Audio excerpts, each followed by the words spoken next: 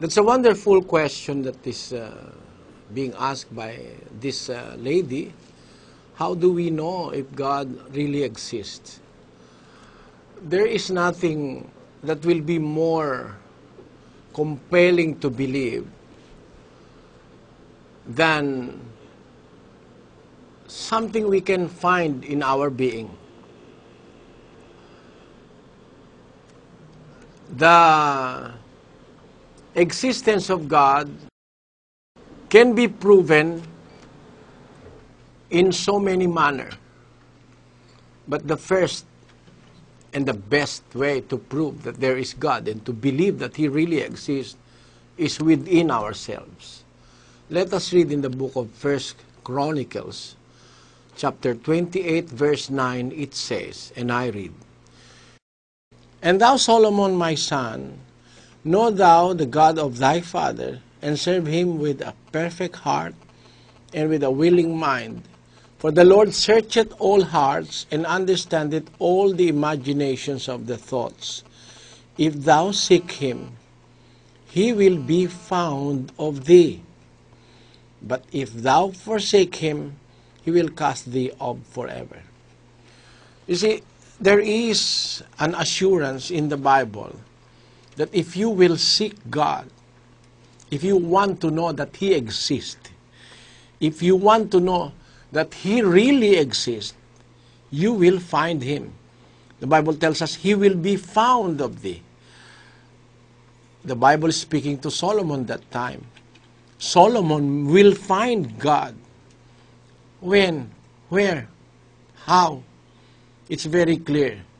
God searches all hearts and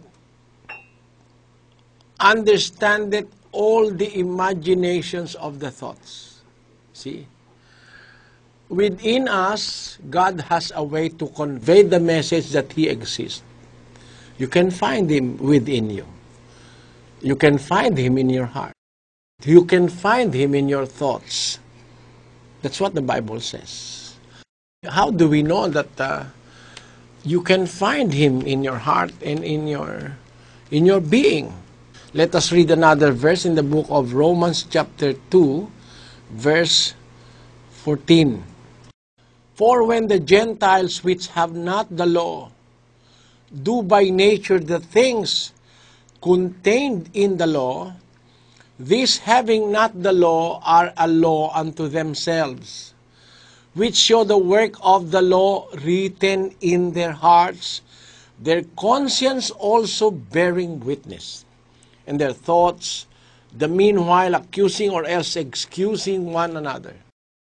The Apostle Paul said in these verses that we have read that the Gentiles who have not heard of Christ, who have not heard of God, when they by nature do the things contained in the law, these Gentiles who do not have the law are a law unto themselves. What is that law? The law that is in their hearts, which show the work of the law written in their hearts and their conscience. So, you see, there is something in us which the Bible calls the conscience. Deep within our being, in our hearts, there is a conscience. That conscience will dictate to you that there is God. Our thoughts, our imaginations, our thinking will prove to us that there is God. How can that be? Is that possible? Let us read.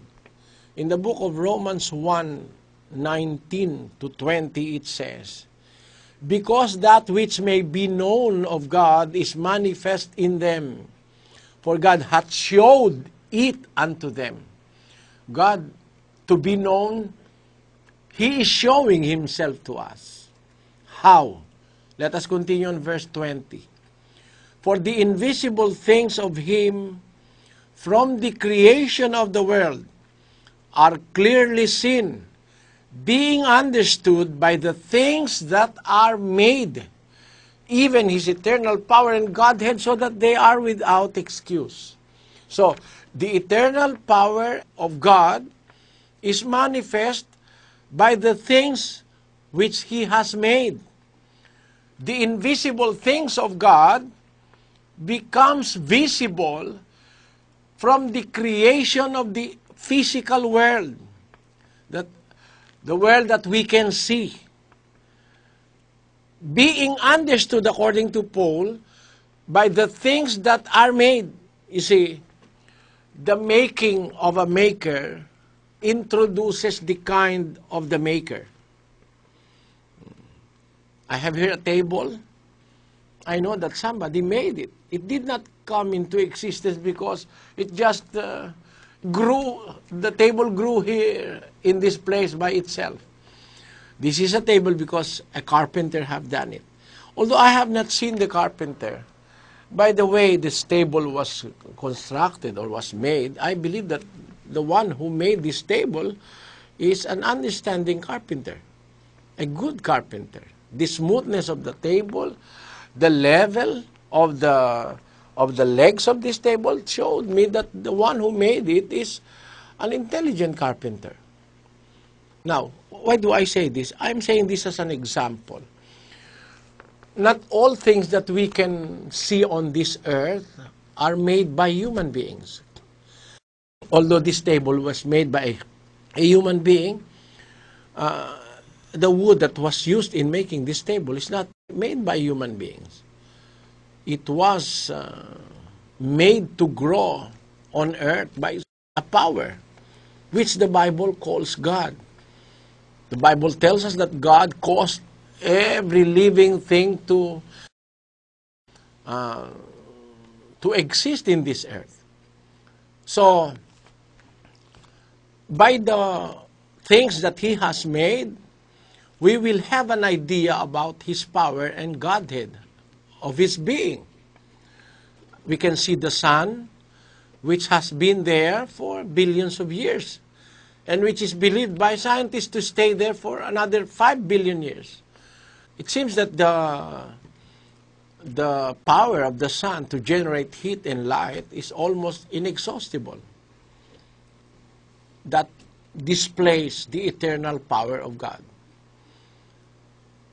To burn up a fire that will last for 10 billion or 15 billion years, staying there, the same size, not reducing in size, is something that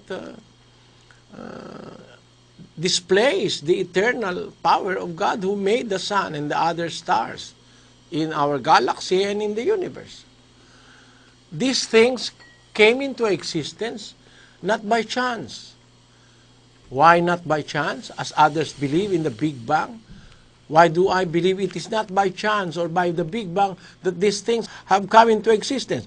Because they were carefully planned and engineered to be in the perfect distance, in the perfect mixture of elements for them to exist, like the earth. And no man can make this. The Bible calls the maker God. Others call him, this came into existence by nature. By nature, they said. They call it nature, but I call him God. The one that causes the existence of everything is God. Let us read. In the book of Acts, chapter 17, verses 24, 25, and 28, it says, God that made the world and all things therein, seeing that He is Lord of heaven and earth, dwelleth not in temples made with hands, neither is worshipped with men's hands, as though He needed anything, seeing He giveth to all life and breath and all things. For in Him we live and move and have our being, as certain also of your poets have said, for we are also His offspring.